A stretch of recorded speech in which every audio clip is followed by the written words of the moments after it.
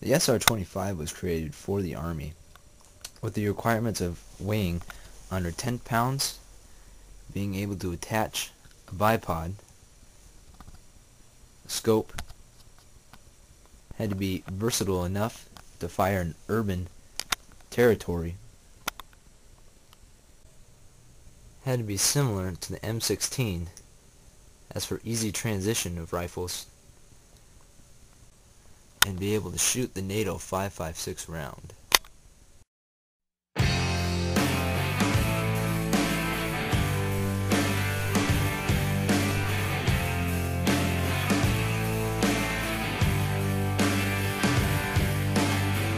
Angel,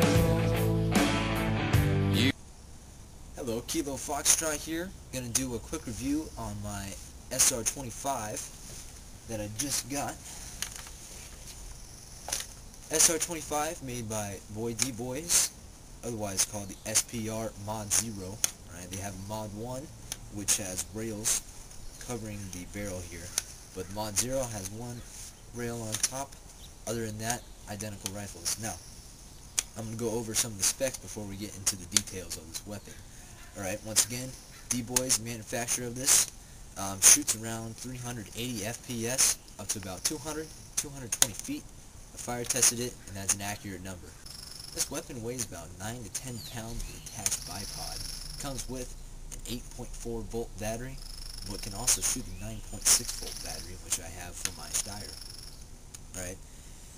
It has a 200 round capacity high cap mag that comes along with, and one important detail is that it is full metal, except for the stock and the pistol grip, which actually is very comfortable when you're shooting, especially the pistol grip, because it just molds to your hand. Everything else is metal. You've got metal body, metal receiver, all internal parts are metal, metal barrel, metal bipod, everything. Right? And once again, all internals are metal, which is a must-have. So now I'm going to get into some of the specifics of this weapon. Okay, like I said, the stock is plastic. Now the reason for this is because on the back here, as you can see, you got a door, and that's where your battery is going to go, as your battery compartment. Right? Pull down the hatch, and it'll open up.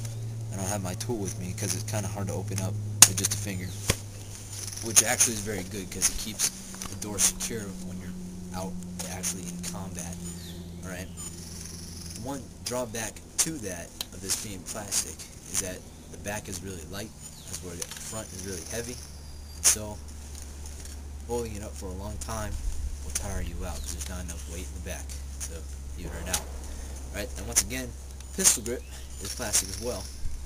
It is a right-handed shooter only. Okay, try to go left hand, which I am ambidextrous with a weapon. Right, it's not very comfortable. Right, some more specifics of this gun is that it shoots full auto or semi-automatic. Alright, fire selector switch, very solid clicks. Alright, very fast rate of fire on full auto. Now when you switch it to full auto, it doesn't have a very tight concentration of the fire, and the range does decrease. But because this is a sniper rifle, that's acceptable. You know, that's understandable. It still gets very good range, about 200, 150 to 200 feet. Right, just depends. It's not very consistent, but that's all right. So when you're not sniping, you can go into assault, and you'll be good to go. But when you switch it to single fire, it can shoot out to 220 feet, very accurate. And then you can squeeze that trigger as many times as you want, as fast as you want, and it will shoot. As we move on down from stock to the barrel, we're going to go over all the moving parts and all the little specifics here. Alright, next part down, you got your full functioning charging handle. Opens up the dust cover here. Close that up again. Now, the interesting part about this dust cover is that when it opens, it has the adjustable hop-up right here. So you rotate that little wheel, and that's your hop-up adjustment. Okay? You can close that sucker up. We got the button here, which is just for show, where it would just easy blow it up in after you charge it and everything. Alright. Clip ejection. Got my clip here.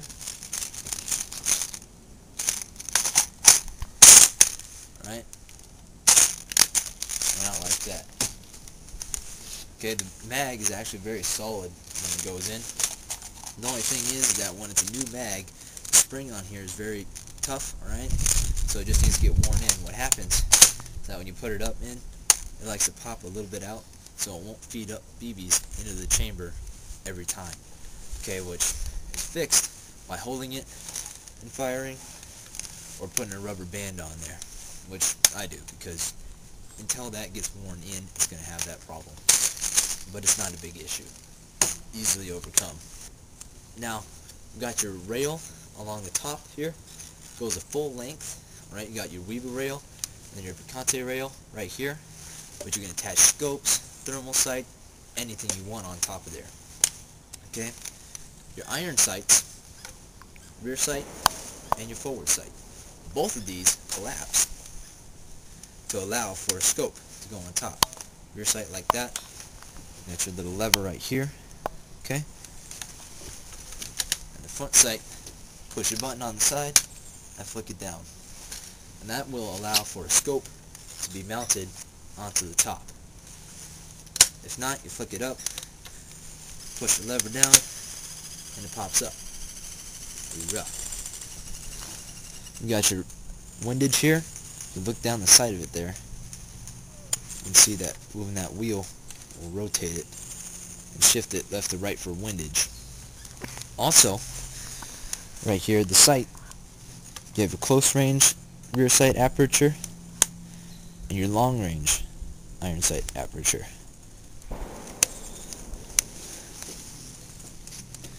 Like I said earlier, the handguard is metal, everything up is metal, so that's very nice, which adds a very solid weight. Like I said, 9 to 10 pounds.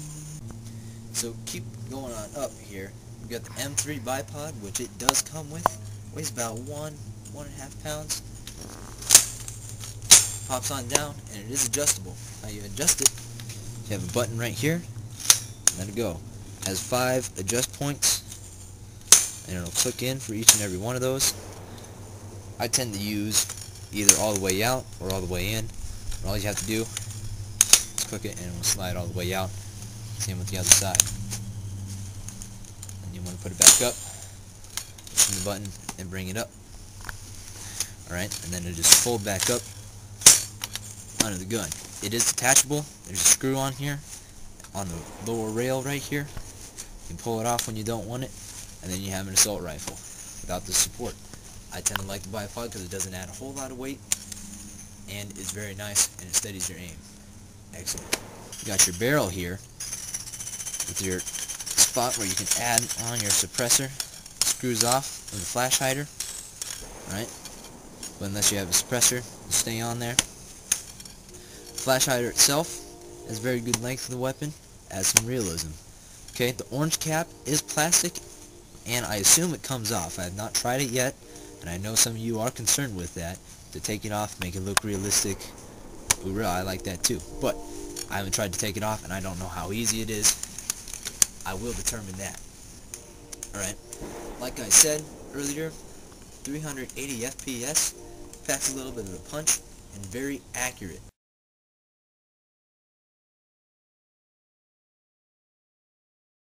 Thanks for watching my video on the SR-25 made by D-Boys, otherwise SPR MOD 0. Very excellent weapon once again. I would recommend it for anybody who likes to assault positions and likes to be a sniper. Myself, I'm the team sniper, but I'd like to get up front and get some kills up close and personal. So this weapon is perfect for that role. Thanks for watching this video. Please rate this video 5 stars maybe. And subscribe if you want to my channel. Got some combat videos coming up here. I've got other gun reviews. Good stuff. So thanks again for watching.